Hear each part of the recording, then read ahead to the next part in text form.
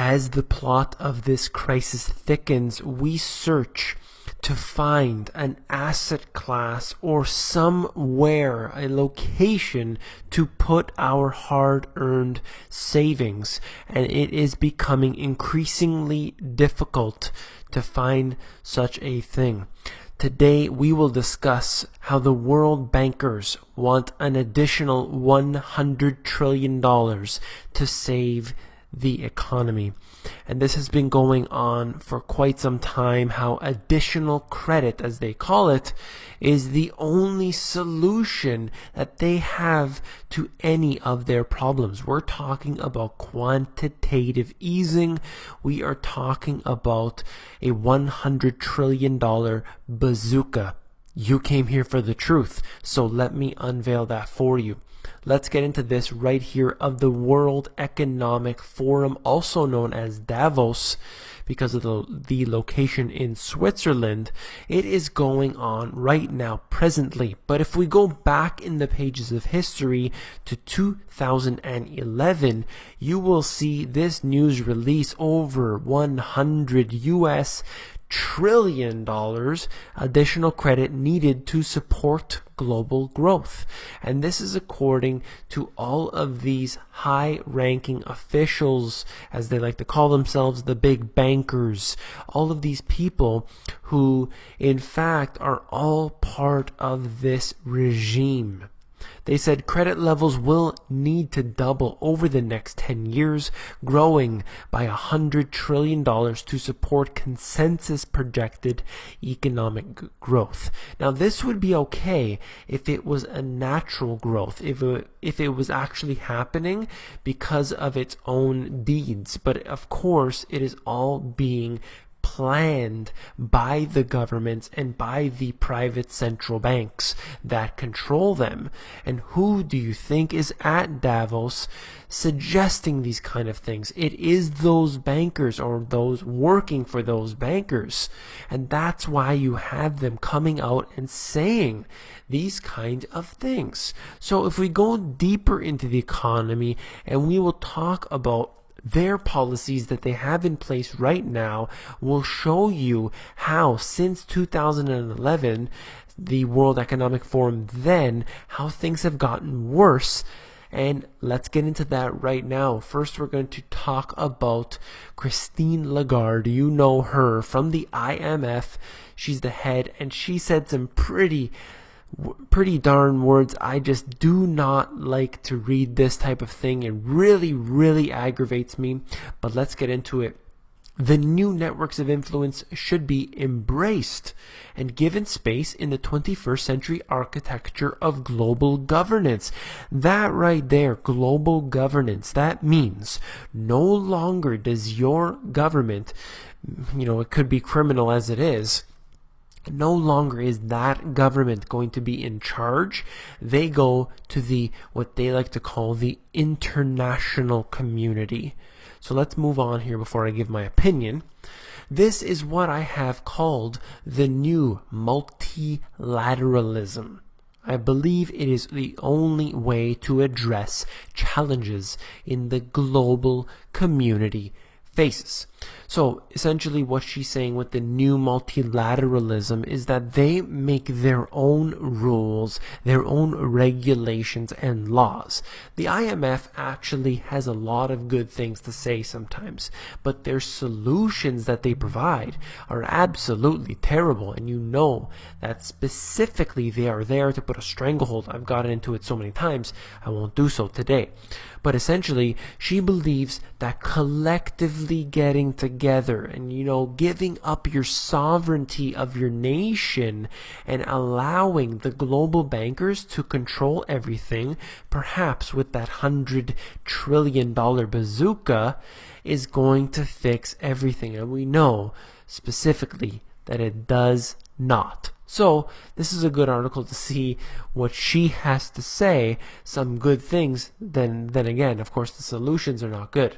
So in my book, I talked about the result of where they have gone thus far, and this was back, I published it in January 2012, but essentially what I wanted to show you is that with 1.5 quadrillion, that's right, I said quadrillion, in derivatives that I quoted the Bank for International Settlements back from, I believe the statistic was 2011, they had that many quadrillion in derivatives, and what you're left with is what I show you here as this diagram. The diagram is essentially showing, if you can't read it, it's real assets at the bottom, that little tiny light gray triangle at the bottom, real assets, then fractional reserve banking, which is already a criminal scheme. They have their bank runs that I did in the previous video or two ago, showing you the result of a bank run. And of course, then we get into derivatives, which is approximately 25 times higher, 25 times more derivatives than there are real assets in this world. And that is not even the real assets, that is with all of their schemes like fractional reserve banking. If you include that, it is many multiples more. But even going with their GDP statistics that they show us, which are fraudulent, you're looking at 25 times more. And then they want to add on another $100 trillion. Because, of course, when you're talking about the quadrillions, $100 trillion is the only thing that's going to be able to move this in any direction. The billions of dollars are no more, never mind millions. So we're going to move on right here into China, because China is obviously the big talk of the town over the past couple decades. They've been definitely a success story, but now we have a little bit of an issue where they are trying to basically calm down the amount that their index is increasing. We saw it going up 63% in 6 months. That's the Shanghai Composite Index, and that is really, in many situations, too high. And in this case, they knew it was too high, so the regulators are trying to cool down the stock market. According to Castor Peng, he said the stock market sentiment will definitely go down, but it is for good reason, because they were allowing so much of their gambling on margin, and that's what happens. You let it go too hot, if they don't stop it, you're going to have a crash. Well, you're going to get some sort of downfall anyway, some sort of correction, simply because people are not able to gamble as much as they used to. So let's connect that in with this right here. GDP growth, the lowest in China in 24 years. This is out of the Financial Times. China's economy grew at the slowest pace in nearly a quarter of a century last year, even as it overtook the U.S. to become the world's largest in purchasing power terms. So we're looking at impressive statistics right here. However, you can see how things are getting bad in China. The annual expansion of 7.4% in 2014 is the slowest since 1990, when the country faced international sanctions in the wake of the 1989 Tiananmen Square massacre. So right here we have a slowdown, which, of course, they're growing at a rate that is many multiples more than other countries in Europe, for instance. But it does show you that right there regionally in China, you have a big issue. So what is the cause of this? Well, it's a global issue, as they say. Christine Lagarde wants more global governance.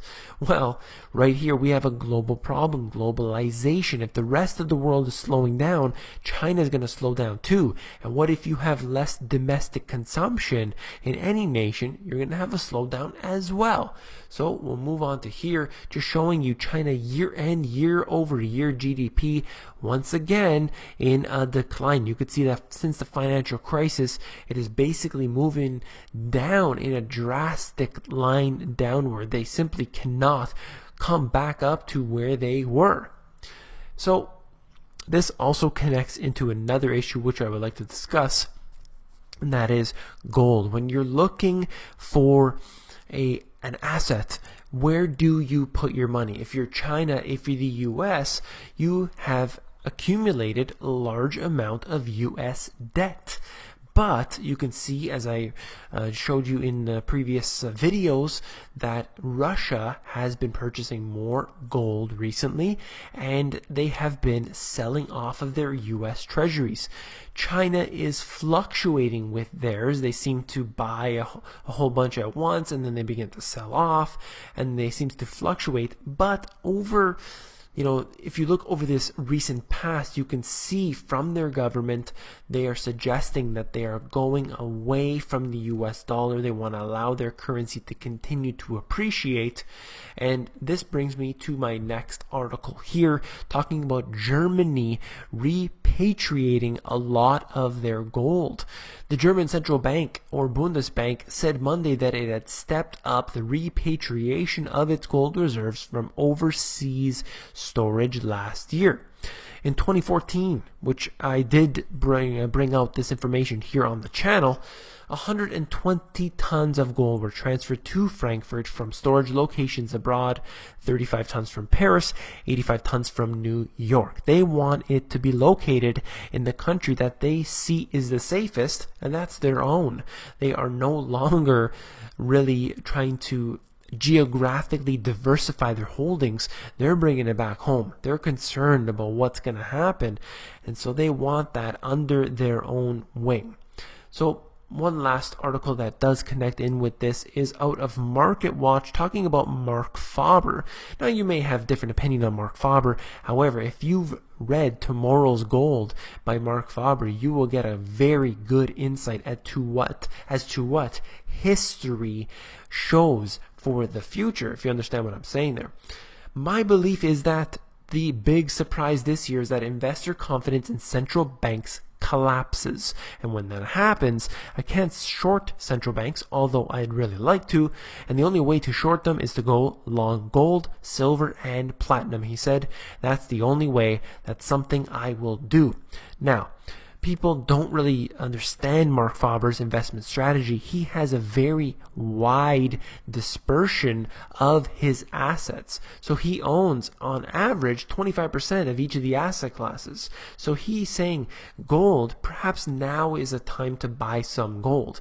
But if stocks begin to rise, or if they fall a bit, he will see that and he will buy some stocks.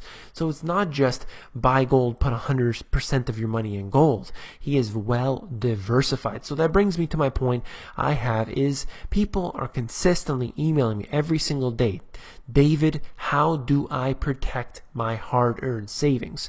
And yes, I do believe that precious metals are a great way to protect your savings, but you don't want to put 100% of your savings into gold, silver, platinum. You want to have all of them, of course, gold and silver definitely, but that might be just a percentage of your savings. If all you can afford is one little tiny gold coin and a few bits of what they call common or junk silver, that's great. You have your precious metals taken care of. Now, what about some storable food? What, even if you think about, buy several bags of rice, have some canned food, have things that you will consume regularly but are great for a rainy day, and if food inflation picks up, you will have these assets on hand. There are other things that you can do to protect your savings. The number one thing definitely is to pull your money out of the banking system other than what you need for, your regular daily activities.